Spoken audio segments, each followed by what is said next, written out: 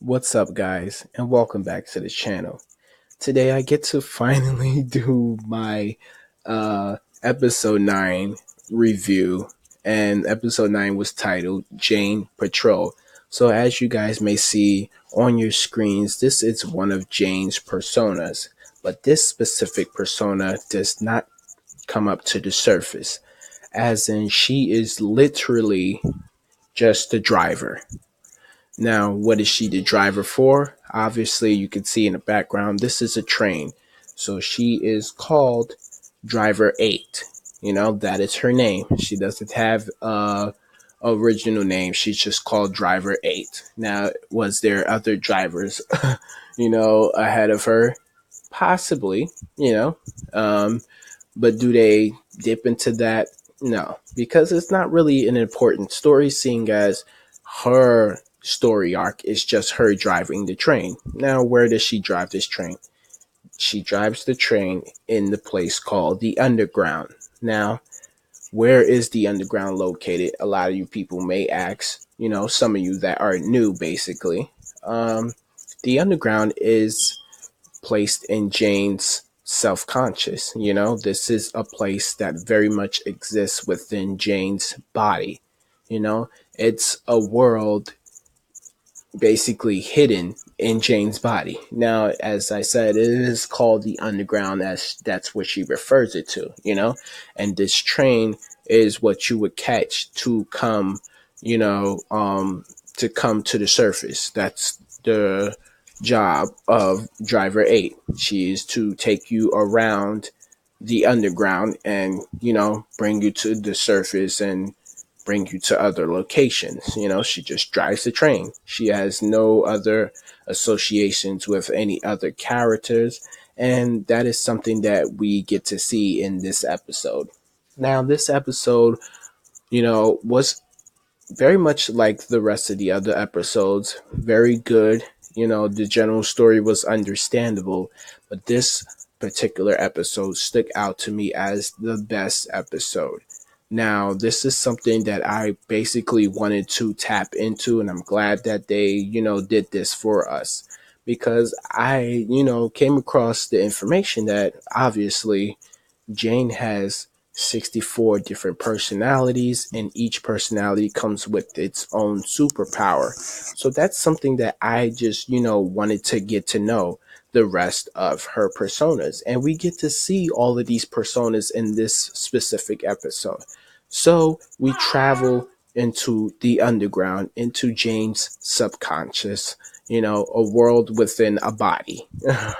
um, Now, if you need a reference to this character, if you can think of like Raven from the Teen Titans, in which, sometimes she enters her own mind and it's kind of like a world within a world, or if you like enter the cloak of, Cloak from Cloak and Dagger, he has this whole mystical black hole situation in which there's like a world in there, that's references that I can, pretty much use when I think of Jane, and what the underground represents.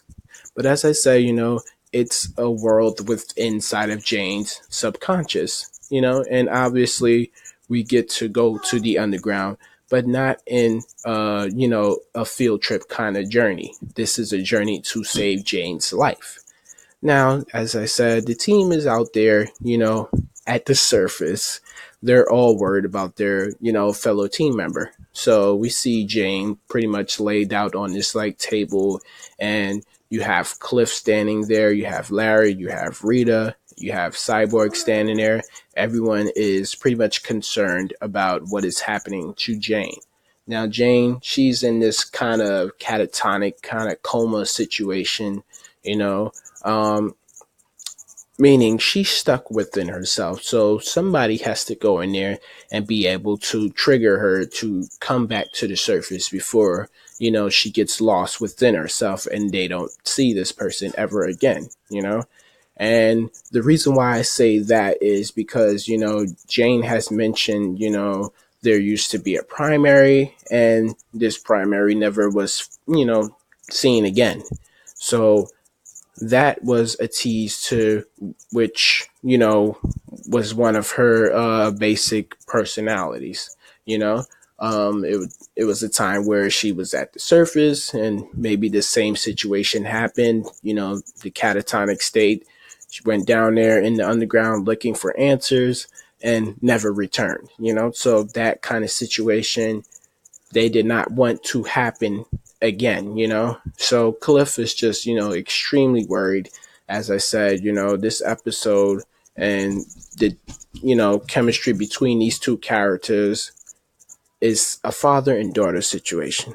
And let me just take a second to elaborate on that because there was a few of you guys that have wrote in me and felt, confused by this situation. Now, as I said, this is a daughter and father kind of situation in which Jane is the daughter. She's not the lover of Robot Man. She is not one of his mistresses. You know what I'm saying? She's not a side piece. A lot of names were being used in these DMs and these emails that you guys sent me. And by the way, I am just extremely happy that you guys had, these questions and that you actually go to my social medias to write these questions so I can make these videos for you guys.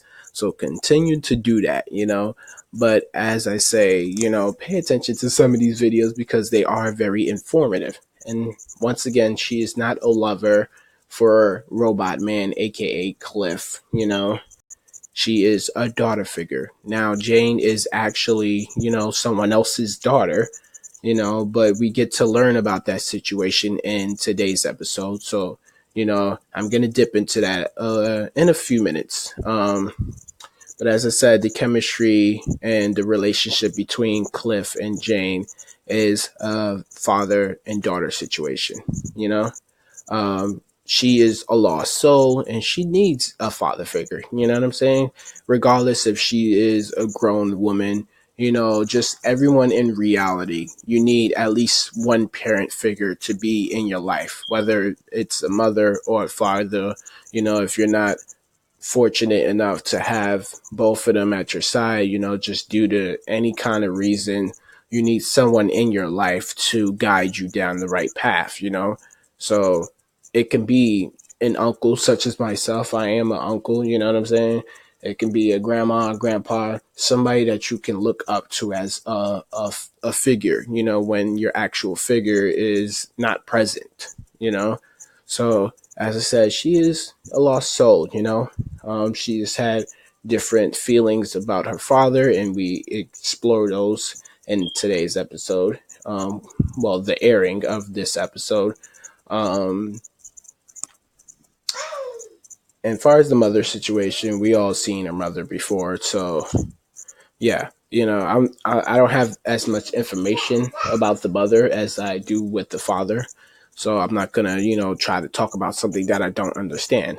And then we have Cliff, and we all seen his tragic backstory, and that was basically the situation, the relationship that he has gathered with Jane, because he has lost a daughter, or so he was told that he lost his daughter, due to the chief just basically telling him this, and the chief's intentions were just, to pretty much help Cliff out. He didn't want him to go down and track down his daughter and scare her off because he's in this form, and the form is he is Robot Man. He is no longer Cliff Steele. Cliff Steele died in that car crash. You know what I'm saying? So if you guys remember that flashback to where he crashed the convertible car um, into this truck that like a huge truck that spun out in the middle of the road, and he was arguing with his wife, and that's when it happened. He lost control of the wheel, was not paying attention, and he hit this truck that was carrying these like huge logger woods, I believe. I could be wrong, but I believe there were logger woods, strapped to the truck, and the car, crashed into it, hit it, and you get what else happens afterwards, basically. So they were assumed dead, you know, and they were very much all dead, but Cliff was still alive. Just his body wasn't, in any living condition anymore. The only organ that they were allowed, to save was pretty much his brain because it was still intact. So that is the whole situation and how Robot Man came to life. The chief, preserved his brain and put it inside an actual, constructed robot that he has built, So that's the background story for Cliff, aka Robot Man. So, as I said, he initially thought in his head, he had the thought, he lost the daughter, but then come to realize that his daughter actually survived the crash and she's alive and well. She's, of age, obviously now, she's still in school and stuff like that. So Cliff wants to see her, but, he comes to realize after some time, yeah, the chief was right. If I go over there looking as I look, I will scare the woman off and she would not understand, So with the chief bringing him into Doom Manor and stuff like that, he's been taking care of him. And they have been growing together as a team, So once he meets Jane and sees, her acting as the way she acts, like a crazy person because she is Crazy Jane, there is a connection between the two off the back, He questions her a lot, he acts weird things, he does things, he's just a father figure, and that's something that you cannot control on your own, So if you see a child in desperate need, of course, you spring into action. You know what I'm saying? So it's just like they were meant to be an item, but not an item in as a relationship, If anything, the relationship once again will only be a father and daughter situation. This isn't, she's in love with him and he's in love with her. It's just they feel a certain way about each other far as like family, so she can look to him as a father, and considering the fact that, Cliff doesn't consider himself as a father, just due to how his past life was, the way he was living, he punishes himself, so this is his chance at redemption, he figure if he can do right by another child, maybe, just maybe, once he goes to see his daughter, finally, he'll know how to, handle the situation at hand. So, enough of the whole background story. I just wanted to, get you guys caught up with that situation and clear up, a few things about that, So, just so you know, this isn't a relationship thing. This is a father and daughter situation. So, Cliff says, you know what? F this, as he always says, I want to go in there. I want to get her out, How do we go about, me entering her mind? So they're all just like, discussing it. They don't know how to exactly go about this situation. So we see Larry just, pass out and the negative energy flows out of him as always, just taking the wheel at random. He comes out of Larry's body and he connects Cliff's mind into Jane's mind. So that is how Cliff was able to enter the underground. Now, no one has ever entered the underground before, as soon as we basically enter, he stumbles upon the driver and she says, what, like, who are you? And he's like, just automatically, Jane. And she's like, no, like, I don't know who that is, but I'm driver 8, because she's like, it's kind of hard to put into terms because, as I said, this is one of her personas, but it's kind of like a program if you think about it. You know what I'm saying? Another reference would be like if you think of like the Flash, how they use Gideon. She's just a written, program, an AI. And that's kind of how I think of Driver 8. Because she is like very much just a written program inside of Jane's mind, you know? As I said, she doesn't have any connections to the other characters, and she has never been up at the surface. You know, her job is just transport. You know, she drives the train back and forth between the underground. Um, so she stumbles upon Robot Man, and she's just like, "Who are you? And what are you doing down here? Or how did you get down here?" And that's when she says, no one has ever been, allowed down here, and basically you don't belong down here. But she's like, you know what? I'm looking for Jane. Um, I mean, Robot Man is all like, you know what? I'm looking for Jane. Can you help me out? Blah blah blah. And she's like, I might be able to do that. So as I said, her role is just driving the train. And, this is the introduction into the underground. Now, we heard Jane talk about the underground several times, but we have never actually went down there. So Robot Man, gets on the train, and once he gets off, he bumps into Hammerhead. And I forget this other persona's name, but she, is damn, I can't remember. But anyway, as I said, we meet Hammerhead, and Cliff is just automatically, this is how he reacts when he meets these other personas. He's still very much himself.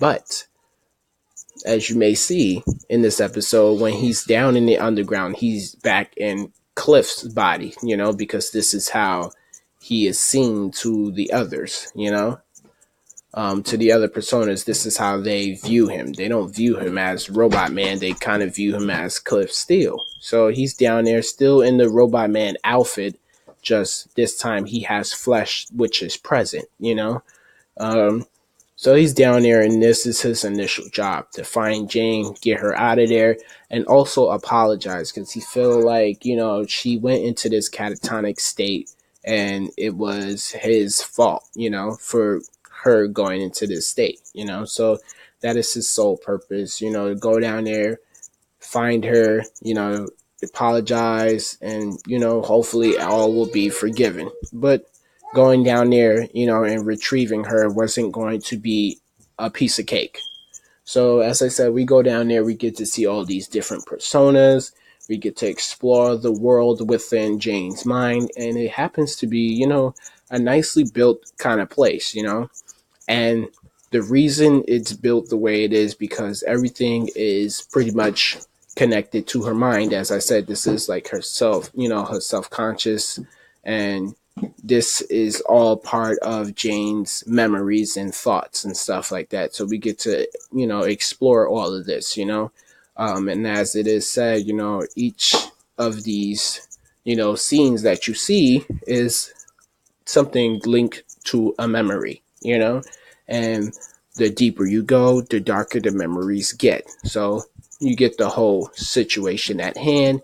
The deeper he goes into the underground, the more he's exploring, the darker the thoughts may get, as which leads to, him seeing darker personalities and stuff like that, and him, visiting her past and seeing, what initially turned her into Crazy Jane. Now we do see Karen is also down there. Now this happens when, Cliff is captured by Hammerhead and the other persona, and he is, thrown into jail. And then we see Karen down there. She's still in her, her wedding dress and stuff like that. And she's just, super giddy as always, but she is still very much sad at the same time. And it's awesome just to see, her go through these emotions while being this persona. Karen is the super giddy, happy housewife, and you can still see that she was very much still within her gown and stuff, just due to the marriage situation. So she's just down there, like, confused as to why she is down there, but no one likes her, none of the personas like Karen. So yeah, they want to lock her up and keep her in there, because Karen happens to, always want to go back to the past. And As you can see, the man that she married, she has gone back to him several times after, they have initially broken up. And every time this guy is just suckered in, by Karen, because she has this ability that we saw, she's able to possess people's minds and make them do things, and that is a cool power, at the same time, kind of creepy, and as I said, she was able to control everyone's mind because, the man that she was marrying, his family did not like Karen at all either. They just was like, what, this one is not for you. She is extremely dangerous and just, so full of mystery and everything like that. So they were super against it. But then she just changed their minds basically. And as I said, they get married in that last episode. But then, it is like broken up between Robot Man and Rita. The other personas basically came out and was like, what, Karen needs to be stopped. So make sure, she doesn't marry this guy, because she's pretty much trapping us all, So there's a situation there. But as I said, Robot Man gets captured, or shall I say Cliff, because he is still Cliff at this moment, Um, so he gets captured, he's thrown in jail, and now he has to break out. So, Robot Man typically has these little tantrums in which he needs to bang on something. He needs to break something, So he starts banging and banging. He breaks a hole in its wall that happens to be made out of like the cheapest material, So he's able to, pretty much bang through the wall with his bare hands. He thought he would, pretty much hurt himself or break his hands. But at the end of the day, you're in someone else's self-conscious, and this isn't really how you are in her mind, this is just an image. So once he realizes he's able to punch, this concrete wall with his bare knuckles without breaking them, he just starts to really have at the wall, and I believe we meet this character named Penny, and she kind of is like a tour guide. She's been very much by Cliff's side the whole entire time, but her purpose as well, she wants to get Jane and help her out as well and bring her back to the surface because, as I said, with the surface being vacant, things can get really trippy down there in the underground, because everyone has a role and a reason to be at the surface, as I said, whenever she needs like strong power or she needs, an attitude, or knowledge, they all possess, a reason basically for being at the surface. So with no one up there, the roles, they can pretty much change or be, like confusing because they won't know what to do. They all rely on the primary, and that is what is introduced or pretty much explained in this episode. It is the person that you always see up top, So at the surface, for example, which this isn't like an example, this is just actuality. The primary right now is Jane, So with her not being up there, that can leave the, surface open to any other personality to come out, And as I said, there is a process and a purpose for the other existing personalities and why they come up to the surface at times, So just imagine that spot being vacant. Anybody can come up there. The crazy nun, she could come up there and just basically just start killing everyone. She's very intimidating with that chainsaw. Um, you also have the other personalities as well. And that's just me, speculating because, as I say, with this being vacant, anything can happen at the surface. And, Jane is supposed to be there. That's just the actuality in itself. So she is down there, and this is Cliff, going after her. and he's going through a lot of memories. We see a younger Kate Childs, I believe, at school. And this is like one of the moments where she is, given the persona Crazy Jane. Well, not given, but this kind of links you guys to how she became crazy. She's in a classroom and she's freaking out. And this happens to be like what, fifth, sixth grade. And this is like the very first appearance. And she turns around and was like, "Do not open the door," or "Close the door." I believe that's what she said. "Close the door." And that was, a hint that, don't let any of those others out, basically. So Cliff is walking in his classroom and he's just like looking around. He's like, wow, that's a younger, that's the younger version. Like he gets to see her, and, you know, there is a door within the classroom, and this is not an initial door. This is just basically tied to, her self-conscious. There's this present door that they go through, Cliff and Penny, I believe. So yeah, that's when she had her first like huge freak out moment in school. And when you have moments like this in school, word gets around and people start to call you crazy, because initially she's talking to herself and she's talking about a door and she's panicking, scratching, the wood of the desk. All that leads to the name calling, and that just develops into the crazier persona that we see. That's part of the brewery, if that makes sense. Now, as I said earlier, with the whole puzzles and the hand situation, we're about to get to that in a second, because this is where the story gets extremely dark. As I said, you go deeper and you get to darker thoughts, darker past and stuff like that, so we're going out there.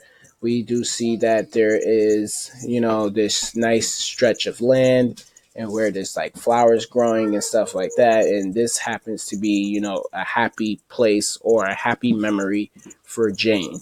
Now, this is where the puzzle come in, because this very background image that we, are seeing is definitely the picture to the puzzle, as we seen a younger, I believe, Kate, or a younger version of Jane, was putting together this, puzzle piece and stuff like that.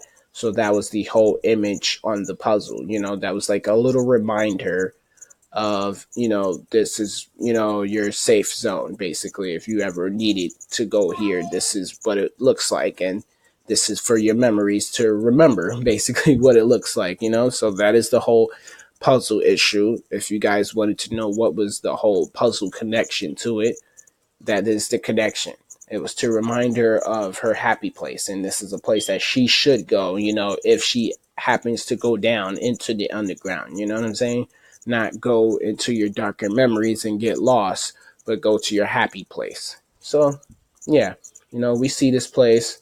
Cliff is just looking around like, yeah, this is, probably the nicest place he's seen so far. It's like, what's the purpose for this? And he's like, well, I'm not really sure. Penny's just like, I typically come here and just look at the flowers and blah, blah, blah, so maybe this was a happy memory. That's what she's saying.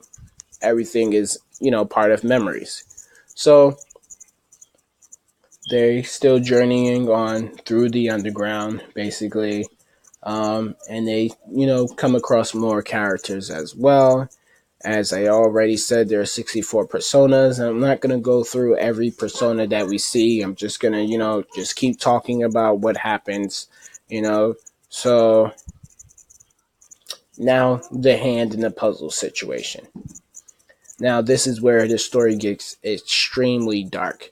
Seeing as now we get to actually experience, Jane's real, her real primary reason for how she is and why she is, So now we talk about her father.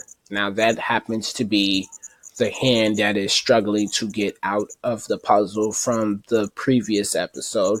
And now we get to dip into the situation between her and her father. Now, if you guys pretty much piece this together through, common sense, you're awesome for that, But for me, I took a while. I did use my common sense, but it just took a while to get to me. It wasn't as instant. But in simplest terms, without me having to break down everything, her father was, quote unquote, not a fit father, Um, Now, this is a delicate situation, and some of you guys might feel offended by this. So, I suggest you probably skip over this part by now. I'll just give you a second to do that, because if you have watched this episode, you understand what I'm going to say. Okay, so hopefully you guys have, skipped over or muted this part. Um, as I said, he was quote unquote an unfit father. Now, the reason why he was an unfit father is because he done things to Jane. Now, typically, this is stuff that you hear on the news in real life, about people doing things to their daughters or sons, and these aren't things that anybody should be doing to their children, abusing, rape, any form of, neglect in a dangerous kind of way, something that'll harm the person or something that will turn the person against you or turn them into initially crazy Jane, because just listen, like it's hard for me to, to fathom words at this point because this is where the episode actually hit me when I was watching it as well, because just seeing that, and just now you get to understand why Jane is the way she is and why she feels the way she feels and why she pushes away Cliff. This is all the connection that I was talking about, guys. As I say, Cliff is kind of like a father figure. So just her seeing Cliff, reminds her of her father. Regardless if Cliff, hasn't done anything to her, he's still, viewed as a father figure. She still see him as that. And she doesn't want any father figure in her life, period, because of what she went through as a child. And, he abuses her and probably has his way with her behind closed doors, as they did dip into that scene in which, the door has closed and you don't know what was going on behind that door. But, we pieced it together through common sense. As I said, he's abusing and both ways, putting hands on her and just maybe sexually without actual consent. And considering the fact that you don't need consent, because your daughter and father, you shouldn't be doing this kind of stuff to your daughter. That is the purpose of you having a wife, So with that being said, screw all the fathers of time that has abused any of you guys in any way. Screw them. Who needs them? There's a reason why we have two parent figures, So just screw those that, partake in this kind of abuse. That's what I have to say to those, Um, I was fortunate enough to have a father that didn't partake in this, but my father himself, there was a lot of times where he was just generally not around, just due to work and other, extracurricular activities, because my dad was a ball player, he wasn't an NBA guy. He did, push that to side to start a family, but he still very much revisited the gyms every night for some strange reason, and we didn't understand why he needed to be there. Only he understood why he needed to be there, and I was always at home, left with my mom and the rest of my family members, obviously, but as I said, I didn't grow up in that situation, but I do know, certain people that have, and I watch TV, I watch a lot of TV. But as I said, screw those that partake in this, kind of abuse to children, because that's just downright wrong, downright disgusting. And, you definitely deserve whatever, kind of pain and neglect you get from your child at this point, if you do that. So as I said, her father has done things to her, so this is why she pushes Cliff away. And then you get to understand basically, okay, now we get why she is the way she is, This is why she's pushing Cliff away, because she doesn't want that to happen again. She doesn't want to trust Cliff, and then, worst comes to worst, he ends up being how her actual father was, towards her. So we skip ahead, because there was some other things that I can't exactly remember. My notes at this time is being drooled on by my younger nephew. He is the baby that you hear in the background. He's very disruptive and disrespectful at this point. He's only 2 years old, and he's just like, screw your notes. You don't need this. No one cares about your YouTube video, but as I said, skip ahead to where, the father appears as this creepy, nasty looking, gigantic kind of character, and he decides, what, I'm just going to take Cliff because who the hell is this guy? And Cliff is just, what, fuck you, his actual response to everything. And I just love that about him. As I say, he is so unfiltered, and so is Jane, but this is where Jane's acting, Diane, she just done an amazing job, just herself, being able to switch personas, and, do this kind of acting is amazing. And this was an emotional kind of scene in which she just, crying uncontrollably, and she just shouts, you know what? You're not going to take him, not him, and that's just her reassurance, that's when she snaps out of it. You know what? Not him. He's important to me. He's one of the important men in my life that hasn't done anything to me, So now she realizes, like, yeah, you know what? He came in here for me, and he was willing to protect me and put his life on the line because, you know what I'm saying? He came into the underground not knowing, what, if something happens down here, I'm stuck, that's my ass. So she decides, you know what, I'm going to fight back this time. I'm not going to be that child that just, sits there and lets this kind of stuff happen to her anymore, So that's when she overpowers. And this is, a beautiful moment, in which they're riding the train together, and they don't say anything, they just like, it was an awkward situation because now Jane has, actually let Cliff in, considering the fact that he's already in, but she has initially let him in, expressing her feelings without actually saying how she felt about him, But as I said, you get the connection. This is a father and daughter kind of situation. And we do know that in Jane's life, there are now two important men to her.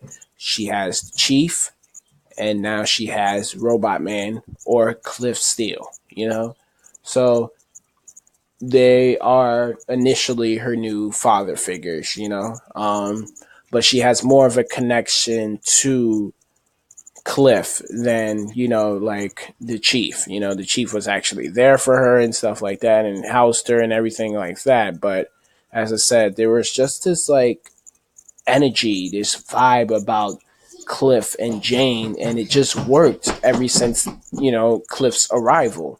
And as I said, they are my two favorite characters at the moment, and I could throw in Cyborg as well. As I said, he is already established. It's not like they're trying to find a story for him. He's already an established character. People are, well, known for who he is, and, they are basically throwing around the Justice League at will all the time, just throwing it back at his face, like, whoa, you're a member of the Justice League, this, that, and the third. But as I said, those are my three favorite characters. And as I said, this was a much needed journey for Cliff to go on, and he was definitely the right person to be down in the underground, to get Jane out. So now, as I said, they're riding on this train and they're going back to the surface. But to skip back, just to go backwards a little bit, there is this three-headed sister kind of creature, which is very disgusting. Like, I can't imagine having two other heads on my shoulders. Very nasty. But this person is pretty much responsible for losing the other primary because the sisters, they think that the well, which is, pretty much explained in this episode, that the well has the answers. The well will solve everything. And we pretty much get, the scene in which Jane is, hanging at the edge because she, goes to the well after she visits the sisters, and that is where the last primary got lost, and this is, intentional by the sisters, causing mayhem, of course, because that's, like, I guess their job, to get rid of primaries, give anybody else an option to be up there, so at this moment, she's just, the well will tell you everything, in a very creepy kind of voice. I can't replicate it, but you guys get it, So that was also, a purpose in this episode as well. No pun intended there, by the way. But, we get to see the well, and this is, as I said, the basic reason why the original primary disappeared because she visited the well due to the instructions by the three-headed sisters. Which is so very disgusting and creepy. Like, it's just, as I said, they look disgusting, Ugh.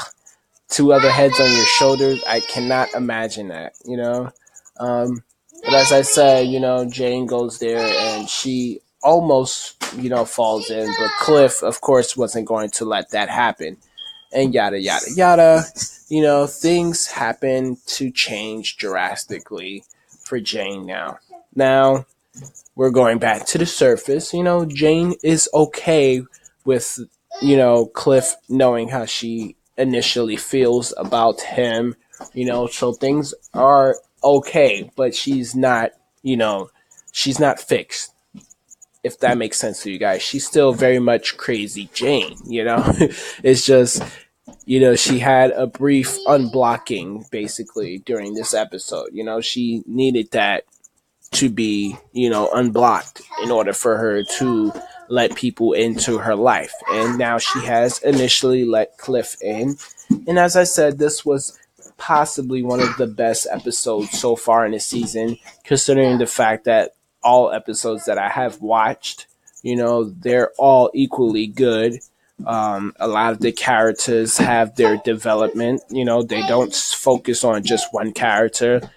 Each and every character in the Doom Patrol has gotten, some very much needed airtime, and a decent amount of exposure. And I love that they have this balance, because when we think about, our Arrowverse based shows, for example, if you think about like Supergirl, in which she has multiple characters on her show, but they focus only on one character and they introduce all these other characters and then the story just dies out, And that's something that I personally, in my opinion, I don't typically like when they do that, So Doom Patrol, I definitely recommend it. If you're looking for a story arc with multiple characters in which everyone's story is exposed, all the characters get decent exposure, this is a series for you guys to partake in, Um, I love the group.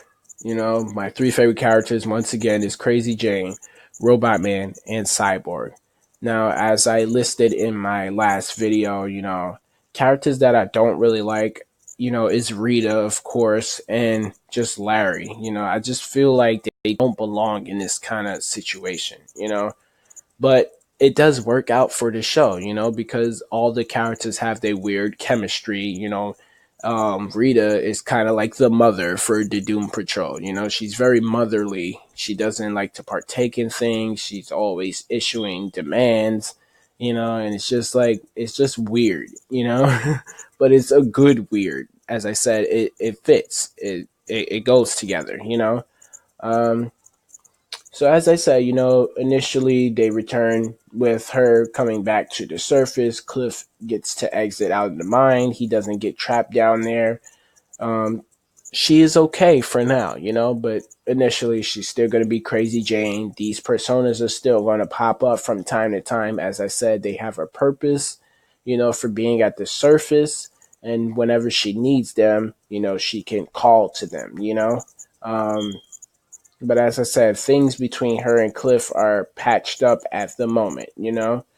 So I typically don't give a score for these episodes, but I believe this episode was a solid 10 out of 10.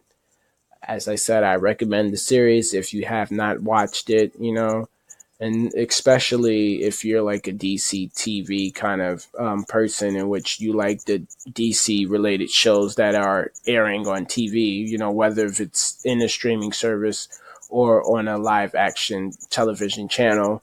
This is definitely a show that you guys will, want to explore for yourselves. I can break it down episode by episode, but at the end of the day, this is something you have to witness with your own eyes and your own ears, and you get to feel connected to this as I feel connected to it, that they kind of resemble a family in which I have. Um, so with that being said, I am going to end this episode review. Now, episode 10 is out there. I have not yet been able to watch it, and I shall be doing a trailer breakdown for episode 11. Now, I know it's a backwards process because you guys are probably going to say, how could you go to the trailer breakdown for episode 11 when you didn't watch episode 10? But episode 10, I'm not even going to do a trailer breakdown for it. I'm just going to watch the episode, give you my review as always, and then, I'm going to, wait around for episode 11. As I said, I don't have the DC streaming service. I watch it through a third-party movie website, which happens to be, the link that I provided you guys with in the last video. It's very reliable. The wait time for each episode is not very long, and as I said, this movie website also has movies. So that's what I've been doing with my time, just catching up on stuff that I happen to miss. Any live shows, I actually do get to watch live sometimes, or I DVR them. But when it comes to like streaming service shows, I use the website for them. So with that being said, I am going to end this video. If I left out any information regarding the episode, fill up the comment section with that. If I gotten something wrong, educate me, please, in the comment section. And if I just needed, some extra information provided by you guys, hit that up in the comment section as well. And if you have any questions or topics for any future videos, write that down in the comment section below as well. I thank you guys for tuning into this video. Make sure you are subscribed for more videos like this one. Hit that post notification bell. Make sure it's turned on so that way you are alerted whenever I'm uploading a video or doing a live stream on my channel. And be sure to leave a like at the end of this video. I catch you guys in the next one. Peace out.